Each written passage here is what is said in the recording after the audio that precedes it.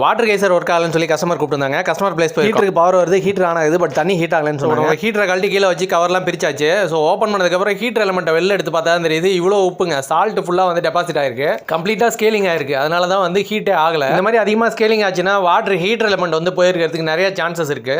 So நம்ம இதை clean பண்ணலாம்னு சொல்லிட்டு எடுத்து எல்லாத்தையுமே கம்ப்ளீட்டாக க்ளீன் பண்ணிட்டு இருக்கோம். டேங்குக்குள்ளேயே பார்த்தீங்கன்னா இவ்வளோ சால்ட் டெபாசிட் ஆயிருங்க. நார்மலாக வாட்டர் ஹீட்டருக்குள்ள இந்த அளவுக்கு ஸ்கேலிங் ஆகாது, வாட்டரோட ஹார்ட்னஸ் ரொம்ப அதிகமாக இருக்கும் தான் இப்படி ஆகுது. ஸோ எலமெண்ட்ல இருக்க சால்ட் எல்லாம் தட்டி எடுத்துட்டு ஆசிட் போட்டு க்ளீன் பண்ண ஆரம்பிச்சு எலமெண்ட்ல இருக்க கரையை நார்மலா தேய்ச்சி எடுத்தா போகாது. இது என்னதான் பிரஷ் போட்டு க்ளீன் பண்ணா கூட க்ளீன் ஆகாது, சரியா க்ளீன் ஆகாது. இந்த மாதிரி ஆசிட் தான் போகணும். இன்லெட் அவுட்லெட் பைப்லையும் பார்த்தீங்கன்னா ஃபுல்லாவே சால்ட் டெபாசிட் ஆகும். அதனால பார்த்தீங்கன்னா ஹீட்டர் அவுட்புட் வாட்டர் ஃப்ளோவும் பார்த்தீங்கன்னா ரொம்ப கம்மியாக தான் வந்திருக்கு. அதே போல வாட்டர் இன்லெட் பைப் பாருங்க, அதுவுமே ஃபுல்லாவே பிளாக் ஆயிருக்கு. இப்போ ஹீட்டர் டேங்க் எல்லாத்தையும் கம்ப்ளீட்டா க்ளீன் பண்ணியாச்சு, ஹீட்டர் எலமெண்ட்டையும் க்ளீன் பண்ணியாச்சு. எலமெண்ட்டை செக் பண்ணிட்டு இருக்கேன், எலமெண்ட் நல்லா தான் இருக்கு, பாடி ஷார்ட் எதுவும் ஆகல, எலமெண்ட் நல்லாவே ஒர்க் ஆகும். ஒன்லி ஸ்கேலிங் ஆனதால பார்த்தீங்கன்னா ஹீட் வரும். எலமெண்ட்டை பாடியில் ஃபிக்ஸ் பண்ணிட்டு வயரிங் எல்லாத்தையும் கொடுத்து ஹீட்டரை தூக்கி மாட்டி வச்சுங்க. ஹீட்டர் நல்லா ஒர்க் ஆகுது, வாட்டரும் ஹீட் ஆகுது.